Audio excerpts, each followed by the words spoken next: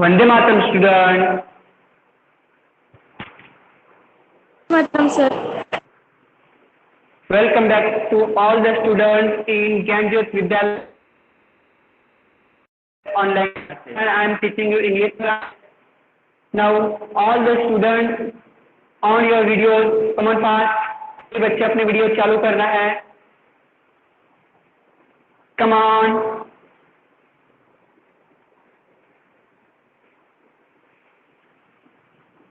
Come on fast. Arvind. On your videos. Video चालू करो सब लोग जल्दी से। राव, नीलेश, विक्रम, फटाफट वीडियो चालू करो बेटा। अंश, प्रजापति, विकास, अग्रहारी, गगन, वीडियो चालू करो बेटा फटाफट। Okay, now look at me. In the last video we had learn about our exercise book and its some question and answers and some exercise. Now today let's our next exercise in our exercise book. So all the students open your exercise book in front of you. सभी बच्चों के सामने उनकी exercise book, अभ्यास पुस्तिका, स्वाध्याय पुस्तिका होनी चाहिए। सभी लोग स्वाध्याय पुस्तिका अपने सामने रखना है। ओके, और कोई भी बच्चा बीच में अपने स्पीकर चालू नहीं करना है। अगर आपको मैं सवाल पूछूं या फिर कोई प्रॉब्लम आती है तो ही आप बीच में स्पीकर चालू करना है। ये आपके बोलने से यहाँ पे डबल आवाज आती है और सभी बच्चों को इसमें डिस्टर्ब होता है। तो सभी बच्चे समझदार है, होशियार है, सभी बातें समझते हैं, इसलिए फिर से कहने की मुझे जरूरत नहीं पड़ेगी, ऐसा मुझे लग रहा है। ठीक है, हमने पिछले पीरियड में पेज नंबर 9 जो है उसमें से का फ्रेम द क्वेश्चंस वाला क्वेश्चन नंबर 3 को समझा था और उसको सॉर्ट आउट किया भी था। और जो उसमें 5वां सवाल था वह मैंने आपको घर से करने के लिए दिया था। तो क्या सबने उसे कंप्लीट किया है? Did you complete the question number 3 question? No, sir. जो हमारा मेन क्वेश्चन था, तीसरा उसका 5वां जो सवाल था, 5वां सेंटेंस, उसके 3 क्वेश्चन आपको बनाने थे। क्या बनाया है सबने? Junior response. Yes sir. No, sir. Okay, अगर नहीं, क्यों नहीं बनाए? कौन है? क्यों Sir, बनाए राठौड़ नहीं? अंकित। 5 में से 4 तो मैंने सॉल्व करके दिए थे यहाँ पर, और एक आपको उसको उसके आधार पर देखकर समझकर करना था, तो फिर भी क्यों नहीं किया? चलो ठीक है, सभी लोग चेक कर लो, जिन्होंने किया है वो चेक कर लो और जिन्होंने नहीं किया है भी लिख लो, मैं बोल रहा हूँ। हमारा सेंटेंस था Harsh took his friend to village last week. Harsh को अंडरलाइन है, उसके बाद टू हिज विलेज को अंडरलाइन है और उसके बाद लास्ट वीक को अंडरलाइन है। ये कौन है? मैंने कहा आपसे बीच में बोलना नहीं है, नहीं तो क्लास से बाहर कर दूंगा, बाद में कभी ज्वाइन नहीं हो पाओगे। जाने खोलिए, स्पीकर बंद कर दो अपना। सर बंद। हाँ, देखो हर्ष के लिए हमें सिर्फ क्या लगाना था? हु लगाना था। कौन बताएगा इसका आंसर? मतलब इसका क्वेश्चन बनाकर कौन बताएगा? हर्ष के लिए पहला वाला। Who took this friend to this village last week? Very good, and question mark. This नहीं, हीज बोलना है वहां पे। ठीक है, वेरी गुड। अभी टू हीज विलेज के लिए कौन बनाएगा सवाल? Where did Harsh take this friend last week? बिल्कुल सही है। Where did Harsh take his friend? यहाँ पे टुक नहीं लगाना है, टेक लगाना है, क्योंकि हम डिड इस्तेमाल करने वाले हैं। मैंने आपको पहले बताया है, जब हम डिड इस्तेमाल करते हैं तो उसमें V2 नहीं लगाते हैं, उसका फर्स्ट फॉर्म लगाते हैं V1, माने प्रेजेंट टेंस लगाते हैं, पास्ट टेंस निकाल देते हैं। तो कैसे होगा? Where did Harsh take his friend last week और बाद में क्वेश्चन मार्क। और लास्ट वाला लास्ट वीक के लिए कौन बनाएगा सवाल? When did Harsh take his friend? एक एक बोलो, एक एक बोलो। When did When did Harsh take this friend to this village? Very good. When did her, देखो सुन लो सभी लोग, अगर गलत है तो उसको करेक्शन कर लेना है। When did her take his friend to his village, Harsh अपने दोस्तों को अपने गांव कब लेके गया? ठीक है, ओके। चलो अगर नेक्स्ट क्वेश्चन देखते हैं। बीच में कोई बोलेगा नहीं है अभी। नेक्स्ट क्वेश्चन, क्वेश्चन नंबर 4 है, arrange the following words in the order in which they appear in the dictionary, right there meaning in Hindi, you can use a dictionary. चलो देखो अभी सवाल नंबर 4 क्या है वो समझ लो। इसमें क्या करना है, सबसे पहले आपको, ये कौन बोला है? आरती चौधरी, आरती स्पीकर बंद करो तो लोग जाने को भी। स्पीकर बंद करो, स्पीकर बंद करो। चलो इधर ध्यान दो अभी। हाँ, इसमें करना क्या है आपको, सबसे पहले जो शब्द आपको दिए हैं, वर्ड्स आपको दिए हैं, उन वर्ड्स को आपको डिक्शनरी के थ्रू, डिक्शनरी के तरह उसको ऐड करना है। डिक्शनरी की तरह ऐड करना कैसे है वो भी मैं समझाऊंगा। और उसके बाद क्या करना है, उन वर्ड्स को डिक्शनरी की तरह नंबर लगाने के बाद एक एक वर्ड का प्रोनाउंसिएशन और उसका मीनिंग लिखना है। फॉर एग्जाम्पल अभी यहाँ पे हमें वर्ड दिए हैं, पहला है कंटेस्टेंट,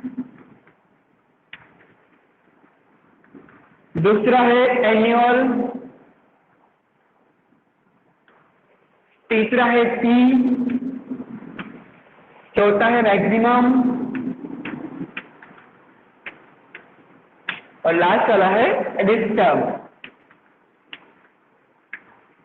हाँ, चलो अभी सबसे पहले इसको हमें डिक्शनरी की तरह अरेंज करना है। अभी डिक्शनरी में कैसे होता है देखो, डिक्शनरी में पहले क्या होता है, सबसे बाद ए टू जेड अक्षर वहां पे, वर्ड्स वहां पे लिखे जाते हैं।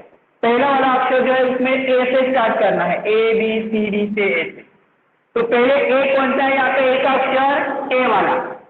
पहले डिक्शनरी में क्या करना है हमें, अगर मान लो दो अक्षर है उनके एबीसीडी पहले वाले एकदम एक जैसे है, जैसे मान लो यहाँ पे एनुअल है तो आंट नाम भी होता, तो दोनों में तो ए आ रहा है, तो फिर हम क्या करेंगे, दूसरा अक्षर देखेंगे, दूसरा अल्फाबेट देखेंगे, उसमें कौन सा पहले आ रहा है, ए टू जेड, ए से लेकर जेड तक जो पहले आएगा वो उसमें आएगा। मान लो दूसरा भी सही है, दूसरा भी एक जैसा है, तो तीसरे पे जाएंगे और तीसरे में उसका डिफरेंस देखेंगे। ठीक है ना, तो ऐसे डिक्शनरी के थ्रू लगाते हैं। तो ए में कौन सा है, यहाँ पे ए एन्युअल है, तो एक नंबर आएगा हमारा एन्युअल। ठीक है, फिर बी का कोई है क्या, यहाँ पर 2 नंबर का है, बी दिख रहा है नहीं। सी का है, हाँ सी का है, तो आएगा कंटेस्टेंट।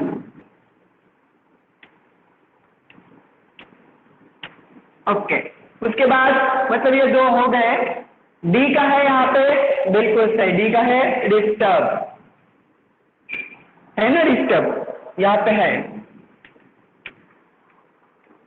डिस्टर्ब माने डिस्टर्ब भी हो गया। उसके बाद डी के बाद ई ए जी एच आई जे के एल एम ऐसे बोलते जा रहे हैं, उसमें से जो पहले आएगा वो अलग, वो एम आता है, मतलब यहाँ पे आएगा मैक्सिमम।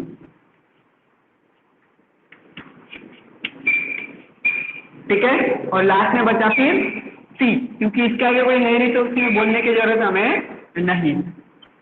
तो ऐसे हमने अभी वो डिक्शनरी की तरह उसको अरेंज कर लिए हैं। ठीक है, अभी क्या करना है, इन सब को उनके पहले हमें क्या किया है, following words in order which appear in the dictionary, right there meaning in Hindi. अभी इनके मीनिंग जो है उनको लिखना है हिंदी में, इसके अर्थ लिखना है। एनुअल मतलब कौन बताएगा, एनुअल का मतलब क्या होता है, मैंने पढ़ाते वक्त समझाया, आपको सिखाया। एनुअल ईयरली, क्या, ईयरली, ईयरली इसका तो ये सिनोनिम्स हुआ, समान अर्थ वाला शब्द हुआ, हमें हिंदी में मीनिंग चाहिए। यस सारा मतलब किसी को कोई पत्र भेजे तो हम उसे एनुअल कहते हैं। साल में किसी को क्या, कोई सर पत्र एनुअल, सर एनुअल का मतलब वार्षिक। वार्षिक और सालाना, ठीक है।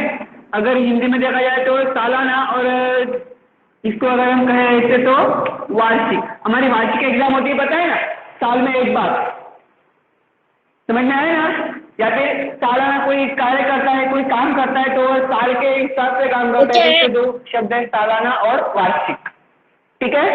आगे contestant, who will tell the meaning of contestant. Contestant का अर्थ कौन बताएगा हिंदी में? Contestant. अर्थ बताना है, वो तो पढ़ना है कैसे कैसे।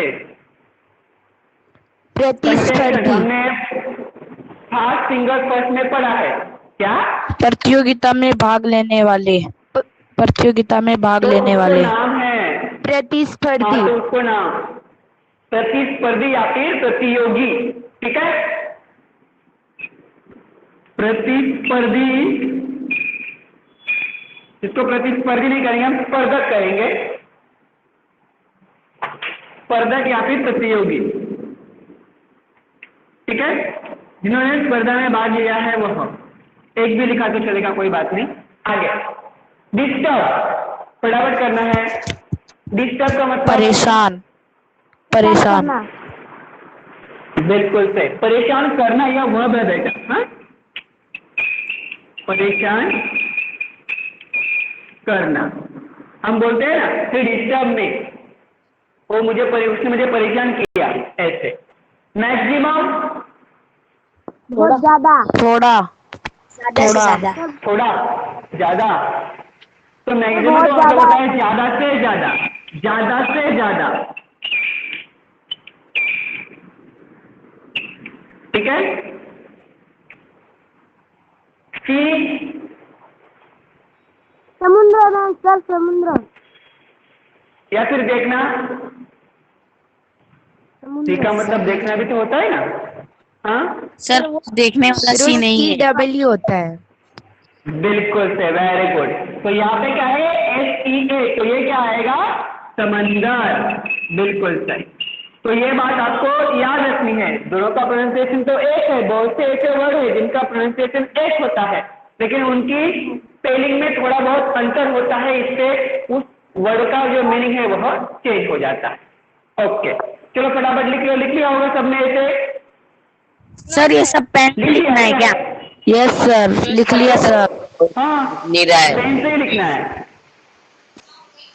बोर्ड अच्छे जो से मैं दिख नहीं कहूँ रहा ना है। आपको, जो मैं घर से करने के लिए कहूँ ना, वह आपको पेंसिल से लिखना है, क्योंकि उसमें शायद गलती हो सकती है, तो आप उसमें करेक्शन कर पाओ। जो मैं यहाँ पे लिखवाता हूँ वो तो पेन से ही लिखना है आप, ठीक है। Yes sir, yes sir. चलो सर बोर्ड अच्छे फटाफट से करो। दिख नहीं रहा है। बोर्ड दिख नहीं रहा है बेटा अच्छे से? बाकी यस लोग, सर। दिख रहा है सर। तो इसको कैसे सर दिख दिख रहा रहा है? है, दिख रहा है सर। तो आप, आपके मोबाइल में प्रॉब्लम होगी बेटा, उसको सॉर्ट आउट करना है, कैमरे में प्रॉब्लम होगी। बाकी सबको दिखाई दे रहा है और आपको नहीं दिखाई दे रहा है, इसका मतलब क्या हुआ? ठीक है, चलो अगला सवाल देखो क्या है। Question number 5, paste a photograph of your family in the space given here. अभी यहाँ पे जो जगह दी है, अभी स्पेस का मतलब क्या है? देखो यहाँ पे स्पेस का मतलब जगह है, याद रखना है। नहीं तो स्पेस का दूसरा मतलब होता है आसमान, स्काई। स्काई के अंदर जो होता है ना, उसे कहते हैं, उसे भी स्पेस कहते हैं, स्पेलिंग भी वही है, लेकिन सिर्फ जहाँ पे इस्तेमाल किया है उसका, उसके हिसाब से हमें उसका मीनिंग लगाना है। तो यहाँ पे जो जगह आपको दी है, उस जगह में क्या करना है आपको? आपके फैमिली की फोटो वहां पे लगानी है, फोटोग्राफ वहां पे चिपकाना है, ठीक है।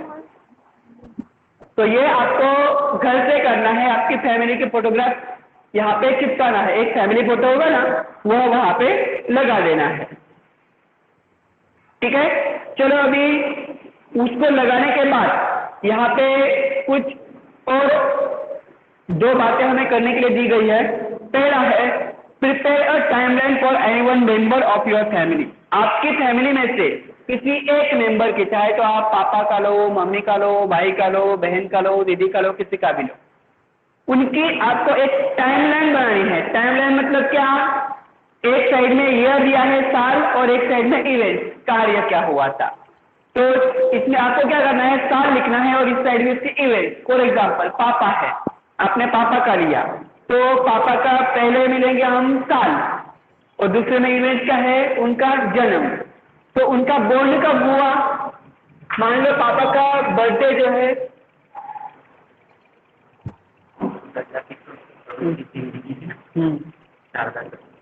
कहाँ पे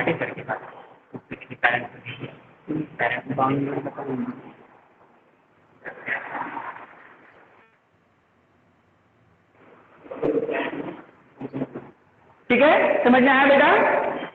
हाँ, तो अभी इसमें क्या करना है, चलो मान लो पहले हमने पहली इवेंट लिखी कि पापा का बॉर्न ऑफ माय फादर। तो हम साइड में लिखेंगे पापा को पूछकर ही आपको लिखना है कि उनकी डेट ऑफ बर्थ क्या, ठीक है। फिर ये हो गई पहली इवेंट। फिर दूसरी इवेंट हम लिखेंगे कि पापा ने 10th कब पास किया, my father pass out 10th exam या फिर एसएससी एग्जाम, ऐसा हम वहां पे लिख सकते हैं दूसरे में। तो उसके आगे पापा को पूछना कि 10 वहां पे लिख, 12th पास कब किया वो वहां पे लिखना है, साल लिखना है, तारीख लिखना है। सर आवाज नहीं आ रही है। सर आवाज नहीं आ रही है बेटा आपको सर आ रही है आवाज। आवाज नहीं आ रही है? सर आ रही है। सर आ रही है, सर आ रही है आवाज। देखो सर आ रही है। सभी बच्चों को आ रही है और तो इसमें आपके मोबाइल का प्रॉब्लम होगा ना बेटा, बाकी समझ लेना है। सिर्फ एक ही लड़का कैसे बोल सकता है कि मुझे आवाज नहीं आ रही है। अभी बीच में डिस्टर्ब नहीं करना है, ऐसा कुछ होता है तो अपने मोबाइल में चेक करना है, ठीक है। ओके, आगे देखो। फिर हमने ये 2-3 इवेंट्स कर लिए। फिर उसके बाद पापा का मान लो पापा की शादी कब हुई है, my father married with my mother, और इधर लिख इस साइड में हम लिख सकते हैं कि तारीख कौन सी है। फिर उनके जीवन में और कौन सी इवेंट हुई। फिर आपके पापा को या तो किसी के पापा को शादी के बाद नौकरी लगी होगी या किसी के पापा को शादी से पहले गवर्नमेंट नौकरी लगी, तो हम वो इवेंट वहां पे लिख सकते हैं। My father got government job, मेरे पापा को गवर्नमेंट जॉब मिली। उसमें साल डाल देना है आपको, तारीख मत लिखो लेकिन साल लिख देना, इस साल को मिली है। ओके, ये अंदाजे से बोलोगे तो भी चलेगा, ऐसा नहीं कि सब रियल होना चाहिए। यहाँ पे कोई देखने वाला है नहीं, आपको सिर्फ इतना समझना है कि ये आपको आता है और इवेंट टाइमलाइन कैसे बनानी है ये आपको समझ में आता है यही। उसके बाद आपका जन्म हुआ तो आप वहां पे लिख सकते हो माय फादर गॉट अ सन, और वहां पे लिख देना है ईयर कौन से साल को उनको बच्चा हुआ, मतलब आपका जन्म हो या आपके बड़े भाई का जन्म हो, ऐसे कोई सी इवेंट्स आप वहां पे कर सकते हो। या फिर घर में कोई प्रोग्राम था तो उसका भी आप वहां पे लिख सकते हो, उसका ईयर। बाकी तो आपको जो कुछ बातें हैं ना आप अंदाजे से भी लिखोगे, इमेजिन करके तो भी चलेगा, ऐसा नहीं कि आपको एकदम रियल होना चाहिए, ठीक है। तो इसको आपको ऐसे भर देना है, यहाँ पे एक साइड में इवेंट और एक साइड में सिर्फ साल डाल देना है, कौन से साल में हुआ यह, और वो रियल होना चाहिए ऐसा ही नहीं है। सिर्फ इतना, इसके पीछे का मीनिंग ये है, रीजन ये है कि सिर्फ आपको ये बनाना आता है, ये इसके पीछे का मेन रीजन है, ठीक है। अभी उसके बाद आपने जो टाइमलाइन जिनकी बनाई है उनके बारे में कुछ 4-5 सेंटेंस यहाँ पे लिखने हैं जिससे ये भर जाए। कैसे लिखने हैं, आपने लिखा है बॉर्न, तो हम यहाँ पे लिख सकते हैं my father was born on, वो तारीख लिखना है, वहां लिखना है, एक सेंटेंस हो गया आपका। जो इवेंट्स आपने लिखे ना उनके सेंटेंस बना देना है, ठीक है। तो मतलब उनके लिए यह 4-5 वाक्य तैयार हो जाएंगे। तो ऐसे आपको ये दोनों चीजें बनानी है। Are you understand, do you understand, सबको समझ में आ गया? Yes sir. ओके, ऊपर क्या करना है, साल का नाम। ओके, इधर साल का नाम डालना है, इधर इवेंट का नाम, कौन सा क्या हुआ था तो वाला। ऐसा नहीं कि आप सब सही से डालो, आपकी मर्जी है, आप कोई भी इसमें डाल सकते हो। जैसे पापा कहीं बाहर गए, पापा मान लो घूमने के लिए गोवा गए, तो वो इवेंट भी आप वहाँ पे डाल सकते हो, ठीक है। समझ में आ गया? और उसी से हमें एक सेंटेंस नीचे बना देना है, 5-6 सेंटेंस हमारे हो गए, मतलब ये हमारा कंप्लीट हो जाएगा। चलो अभी आगे देखते हैं, हमारा क्वेश्चन नंबर 6 जो कि एक पैराग्राफ है। इसको मिटाओ अभी, मिटा दो बेटा इसको। Yes, sir. Yes, sir. Okay, जवाब दिया गया कि अपना स्पीकर बंद कर देना है, क्योंकि आपके स्पीकर अगर चालू रहता है तो घर की आवाज आती है, और दूसरी बात यहाँ पे डबल आवाज आना शुरू हो जाता है। चलो 6 नंबर का सवाल है हमारा। 6 number, read the following paragraph and answer the question given below it. Paragraph पढ़ना है और उसके आधार पे आपको सवालों के जवाब देना है। अभी एग्जाम में भी आपको ऐसे ही आएगा, 3-4 जो पैराग्राफ है उसमें से 2-3 पैराग्राफ आपके सीन होंगे जो किताब में से के आएंगे, और एक जो होगा महेश स्पीकर बंद करो। सर विकल्प नहीं आएंगे क्या? इस एग्जाम में विकल्प आएंगे, मैं अगले एग्जाम की बात कर रहा हूँ, 80 मार्क्स वाली। समझ में सर आया? इसमें तो सारे विकल्प ही आएंगे ना? इसमें सिर्फ विकल्प ही आएंगे आपको, और उसके जवाब भी आपको ओएमआर शीट में लिखना है। मैंने तो आपको समझाया ना पहले भी, हाँ, यस सर। पिछले पहले भी समझाया था। हाँ, इस एग्जाम में सिर्फ विकल्प आएंगे और जवाब आपको सिर्फ ओएमआर शीट में लिखना है, वो भी ABCD करके लिखना है, बाकी कुछ करना नहीं है। लेकिन जो हमारी एनुअल एग्जाम होगी उसके लिए बोल रहा हूँ, जो 80 मार्क्स की हमारी एग्जाम होगी, फर्स्ट टर्म वाली और एनुअल वाली, तो उसमें आपको ऐसा आ सकता है। क्या आ सकता है? पहली बात, आपको 3-4 पैराग्राफ उसमें आएंगे, उन पैराग्राफ में से जो 2-3 पैराग्राफ हो गए वो सीन हो गए, मतलब किताब के अंदर के हो गए, जो आपने पहले देखे हैं, पढ़े हैं, और एक पैराग्राफ ऐसा होगा जो अनसीन होगा, जो आपको पता नहीं है। तो आपको उसको पढ़ के समझना है, और उसके बाद क्या बोल रहा हूँ, पढ़ के समझने के बाद उसके सवालों के जवाब देने हैं। तो देखो ये नया वाला पैराग्राफ है, ऑलरेडी हमारी किताब में है नहीं, तो चलो इसको सॉल्व करते हैं। ये कौन है? जानिए प्रदीप, ठीक है बंद करो। क्या आप लोग इतने बड़े हो, आपको कॉमन सेंस नाम की कोई चीज है नहीं? समझ में नहीं आता है हम क्या कर रहे हैं, क्या चल रहा है ऐसे? सर पहले का आंसर मैं बताऊं?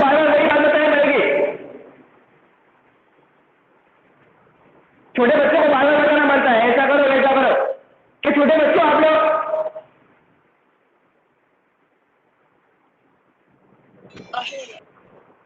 ये सोचना है हमारी वजह से कितने लोग अभी परेशान हो रहे, डिस्टर्ब हो रहे हैं। चलो अभी ठीक है, इधर ध्यान दो। चलो पहला सवाल है, who was the first Indian to fly into space? Who मतलब कौन, वॉज मतलब था, फर्स्ट इंडियन मतलब पहला भारतीय, टू फ्लाई इनटू स्पेस मतलब आसमान में उड़ने वाला, अंतरिक्ष में जाने वाला पहला भारतीय कौन था? तो इसका जवाब हमें इसी तरह का मिलेगा। पहली लाइन में है देखो, Rakesh Sharma was the first Indian to fly into space. तो यही हमारा पूरा वाक्य होगा और यही डायरेक्टली जवाब होगा। लिखना है सबको, Rakesh Sharma was the first Indian to fly into space.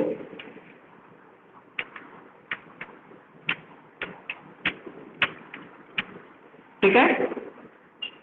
दूसरा सवाल, how much time did Rakesh Sharma spend in space? How much time मतलब कितना समय, डिड राकेश शर्मा स्पेंड, राकेश शर्मा ने बिताया इन स्पेस, अंतरिक्ष में, आसमान में। ठीक है, तो राकेश शर्मा ने अंतरिक्ष में कितना समय बिताया? तो यहाँ पे देखो 1 2 3 4 5 नंबर की लाइन में, मतलब 5th नंबर की लाइन में आपको जवाब मिलेगा यहाँ पे, he spent 7 days 21 hours and 40 minutes in space। तो हम क्या लिखेंगे, राकेश शर्मा स्पेंट, यहाँ पे हम स्पेंट लिखेंगे, स्पेंड नहीं, क्योंकि हम जवाब दे रहे हैं तो यहाँ पे V2 आएगा, ये स्पेंड का V2 है, spent. Rakesh Sharma spent 7 days, उसके बाद 21 आवर्स, दिख रहा है ना, 21 hours and 40 minutes and 40 minutes in the test. तो राकेश शर्मा ने जो है वह 7 दिन 21 घंटे और 40 मिनट आसमान में उस अंतरिक्ष में बिताए हैं। Question number 3, how did the government of India honour Rakesh Sharma? Bharat सरकार ने राकेश शर्मा को कौन से किससे सम्मानित किया? ऑनर का मतलब होता है सम्मानित करना।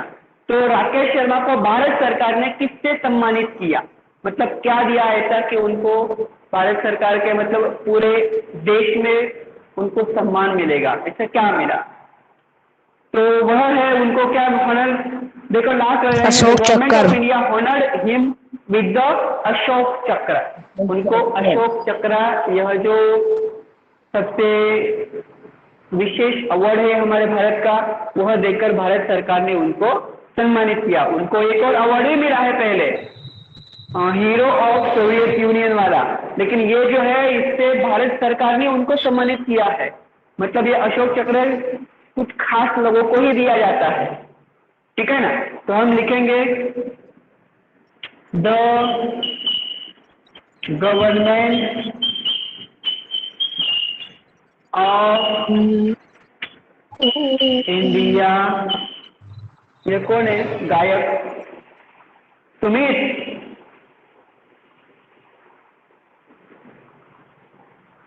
India honoured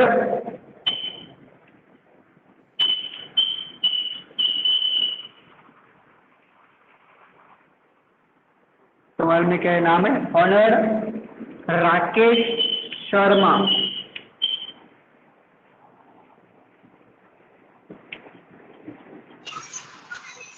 with the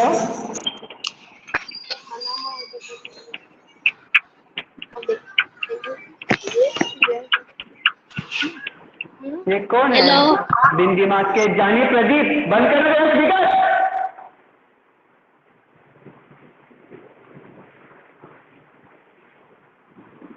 window कहीं के कितना भी बताओ समझ में आता ही नहीं है। सर दा की बात क्या है? क्या? देखो, With- the government of India, the government of India honoured Rakesh Sharma with the Ashok Chakra, ठीक है? 4 number, who was Rakesh Sharma? Rakesh Sharma क्या थे? एस्ट्रोलॉगर थे, एस्ट्रोनॉट थे, एस्ट्रोनॉमर थे या एस्ट्रो ट्रैवलर थे? Sir B. क्या थे? क्या थे वह? एस्ट्रोनॉट थे। तो बी। लिखना है वहां पे बी।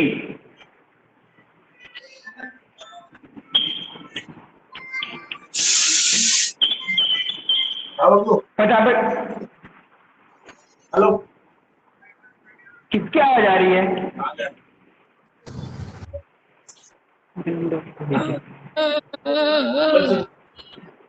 अंश शर्मा, स्पीकर बंद करो। जाने प्रदीप, स्पीकर बंद करो। सभी लोग अपने स्पीकर बंद कर लो। जब मैं सवाल पूछूं तो ही स्पीकर चालू करना है, जवाब देना है, फिर से बंद कर देना है, नहीं तो फिर मैं सबके स्पीकर यहाँ से बंद कर दूंगा, एक शब्द भी आप नहीं बोल पाओगे। और मुझे यहाँ पे सब दिखता है कौन क्या कर रहा है। ऐसे बाद में आपको क्लास से निकाल दूंगा, कभी ज्वाइन नहीं हो पाओगे, याद रखना है। पागल कहीं के, पहले से ही टाइम कम होता है हमारे पास, समझते ही नहीं है। 5वां सवाल है हमारा, what was Soyuz T11? Soyuz T11 क्या है? तो यहाँ पे ऑप्शन है हमारे पास, A spacecraft, B aeroplane, C fighter jet, D space station. तो क्या है? ए स्पेसक्राफ्ट।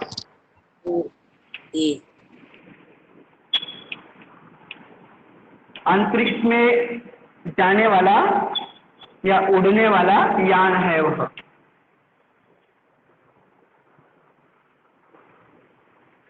फटाफट लिखो, तुरंत बाद मिटा दूंगा मैं, जल्दी लिखना है। लिख लिया सर।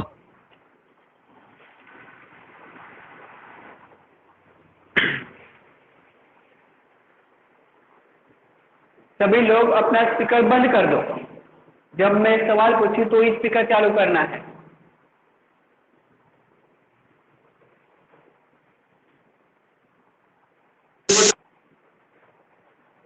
ये कौन है? अंश शर्मा। समझ में नहीं आता क्या बेटा हिंदी?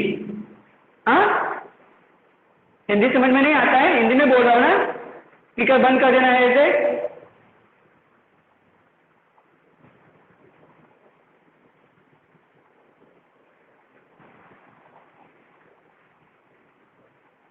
हाँ, लिख लिया सबने?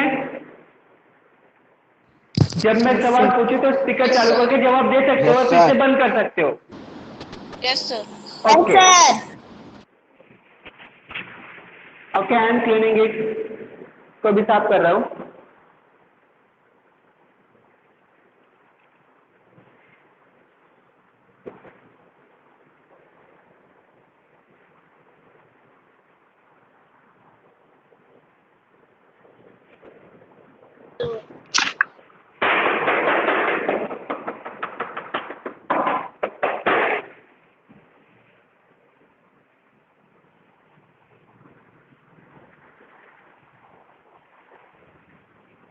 हाँ, चलो अभी क्वेश्चन नंबर 7 देखते हैं। महतो महेश कुमार, स्पीकर बंद करो। सर मेरा हाँ, स्पीकर बंद है। राइट। आवाज कैसे आ रही है? स्पीकर बंद हुआ तो आवाज आएगी कैसे? चलो question number 7, right an imaginary interview with Rakesh Sharma. अभी जैसे यह हमने देखा सुनीता विलियम्स का इंटरव्यू हमने पहले में, वैसे राकेश हमें अभी एक इमेजिनरी इंटरव्यू लेना है। मतलब ये लिखना है यहाँ पर जैसे हमने इंटरव्यू लिया है। फॉर एग्जाम्पल जैसे हमने सुनीता विलियम्स से वैसे ही सवाल राकेश शर्मा से पूछने हैं, उसी के आधार पे हमें यह बनाना है। तो आप सभी लोग वहां पे सारी बातें देख लेना उसको और उसके हिसाब से इसे बना लेना। बना लोगे ना? गिव मी रिस्पॉन्स, बना लोगे या नहीं? जैसे हमने सुनीता विलियम्स जी को कहा था hello miss Sunita Williams welcome, तो वैसे हम कहेंगे hello mister Rakesh Sharma welcome to our programme. तो वो भी कहेंगे नाइस मीटिंग यू, आज से मिलकर हमें खुशी हुई। यस सर बना पूछ लेंगे। सकते हैं वेयर डू यू वर्क, आप कहाँ पे काम करते हो? तो वो आप सकते मजलिस इन इंडियन एयरफोर्स या फिर इन एट नासा, ऐसा कुछ भी आप कुछ भी मिलेगा हमें जो इसमें दिया है वहाँ पे ऊपर की जानकारी के आधार पर आप लिख सकते हो। उसके बाद आप उनसे और सवाल पूछ सकते हो जैसे कि where do you complete your graduation, या फिर ये नहीं, इसमें जवाब ये नहीं है तो ये मत पूछो, आप आगे उनको पूछ सकते हो वेयर डू यू वर्क, आप कहाँ पे काम करते हो? तो वो आपको बताएंगे at Indian air force as a squadron leader, मैं स्क्वाड्रन लीडर के तौर पे इंडियन एयरफोर्स में काम करता था। फिर आप उनको और सवाल पूछ सकते जैसे वेयर वर यू बोर्न, आपका जन्म कब हुआ, सॉरी जन्म कहाँ पर हुआ? फिर वो कहेंगे पटियाला में हुआ। फिर आप उनको पूछ सकते हो what your date of birth, वो यहाँ पे दी है सब, जो पैराग्राफ है ना हमारा उसमें दिया है। तो वो कहेंगे आपको 13 जनवरी 1949 में मेरा जन्म हुआ था। ठीक है, तो ऐसा आपको उनको टाइम पूछ सकते हो। How much time did you spend in space, आपने आसमान में कितना टाइम बिताया था? तो वो बताएंगे 7 days 20 कितना था वो 21 hours and 40 minutes। ठीक है, ऐसा आप उनको सवाल पूछ सकते हो। या फिर आपके मन में और आते हैं सवाल तो और भी पूछ सकते हो, जवाब अपने तरीके से दे सकते हो, कोई बात नहीं है। ठीक है, तो यहाँ पे नहीं है वो सवाल ही पूछने हो तो आप पूछ सकते हो, जवाब अपने तरीके से दे सकते हो, क्योंकि ये हमारा इमेजिन किया हुआ इंटरव्यू है, ये कोई ओरिजिनल इंटरव्यू नहीं है कि जो वो जवाब देंगे वही जवाब चाहिए। आपके मन से आप इसमें जवाब दे सकते हो। ठीक है, फिर ऐसा भी पूछ सकते हो आप उनको अपने मन से, जैसे हमने स्मिता विलियम जी को सवाल पूछा था कि which special item did you bring with you in space, आप कौन सा स्पेशल आइटम आसमान में लेके गए थे अपने साथ? तो उन्होंने कहा था कि गीता लेके गई थी, साथ में कुछ और 2-3 चीजें लेके गई थी। तो हम उनको कह सकते हैं, राकेश शर्मा के लिए कह सकते हैं हाँ मैं गीता लेके गई थी और फोटोग्राफ लेके गए थे मेरे मम्मी पापा के। I bring Gita and photograph of my family, ऐसा वो लिख सकते हो यहाँ पे। फिर उनको हम पूछ सकते हैं which award did you get, आपने कौन सा अवार्ड प्राप्त किया? तो वो बताएंगे hero of Soviet union award I got it, जो पहले वाला बताया था ना मैंने वो। और बाद में उसको how did the government of India honour with you, आपको गवर्नमेंट ऑफ इंडिया ने कौन से सम्मान दिया है? तो आपको वो कहेंगे अशोक चक्र। हाँ बोलो सर आवाज अटक के आ रही है। जानिए थोड़ी नाटक कर रहे हो।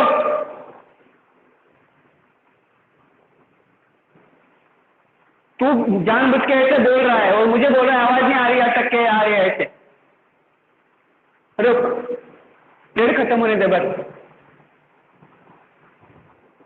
चलो इधर ध्यान देना अभी, ये सब लोग कर लो घर। Yes sir.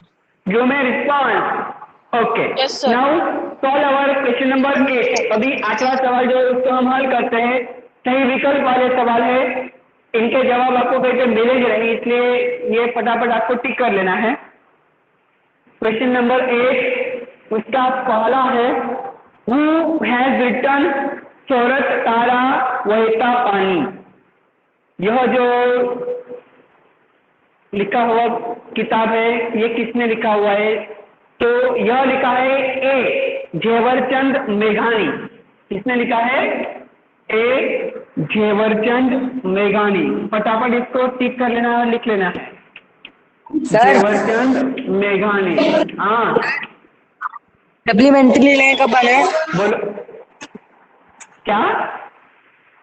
पेपर लेने कब आना है? पेपर में क्या? पेपर लेने कब आना है? OMRP OMR sheet sir. हाँ एक के बच्चों को आज ही आना था ना सबको, एक को आज होगा और एक बी को कल होगा। सर ने आज मैसेज भी भेजा आपको? सर मैसेज नहीं भेजा क्या? नहीं सर, ग्रुप में देखो मैसेज होगा। हाँ सर हमको अभी मैं क्या बोल रहा हूँ ध्यान दो, सभी लोग ये फालतू की बातें बंद करो, ये प्रेयर खत्म होने के बाद करना है, ठीक है? फोन करके पूछना है ये। सभी के ग्रुप में मैसेज भेजा है कब आना है कब नहीं आना है, आपके क्लास टीचर ने आपको फोन भी किया है और फिर से ऊपर से पूछ रहे हो। आप आगे लिखवाइए। टाइम पास करने के लिए बोलो उनको। हाँ चलो देखो दूसरा सवाल है which is the biggest river in the Gujarat. Gujarat में सबसे बड़ी नदी कौन सी है? तो ऑप्शन लिखना है डी नर्मदा। ठीक है। तीसरा where in Gujarat is the first of the 12 jyotirlinga. जो 12 ज्योतिर्लिंग में से एक ज्योतिर्लिंग जो है वो गुजरात में कहाँ है? तो उसका सही जवाब है बी सोमनाथ। फटाफट लिख लेना है, हमारा पीरियड खत्म होने में है, कंप्लीट करना है हमें। और what is Gandhi ji residence in Porbandar known as? Gandhi ji जहाँ पे रहते थे उस जगह को क्या कहते हैं? ए है कीर्ति मंदिर।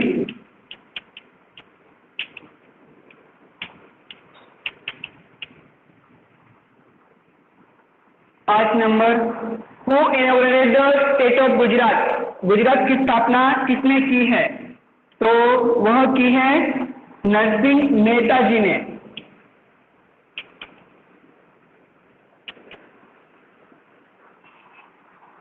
फटाफट करना है। 6 number which poet road sir, बालू थयू सर। बागी हाँ हाँ सर आपने क्या 5 है? रुपये गलत कर दिया सर, 5वां गलत कर दिया। ए नरिदिने मीठा है ना, 5 हाँ 5वां गलत कर दिया आपने। हाँ का ए मोरा 5 सर आंसर गलत है। अरे हाँ वो नहीं सर, ये रविशंकर नाम उसका, ये छठे का उसमें लिख दिया मैंने। रविशंकर मेहता वो छठे का इसमें आ गया, फटाफट लिख रहा हूँ इसलिए। ऑप्शन बराबर सही है। रविशंकर महाराज। और ये सर पर इसका ये छठे का सी है ए वाला। सर 5वें का ये ए गलत किया है। हाँ ये इसका नरसिंह मेहता, फटाफट लिख लो, टाइम खत्म होने में है।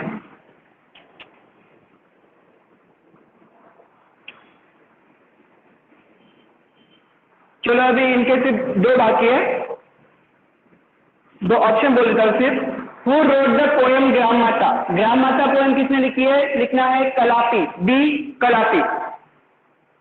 और 8 नंबर है, name the person who was known as Muchhali Maa. ऐसा कौन सा व्यक्ति है जो मुच्छल्ली माँ के नाम से जाना जाता है? तो लिखना है गिज्जूबाई भड़ेका, ए ऑप्शन। ठीक है 700 का क्या है? सर लास्ट वा ए है।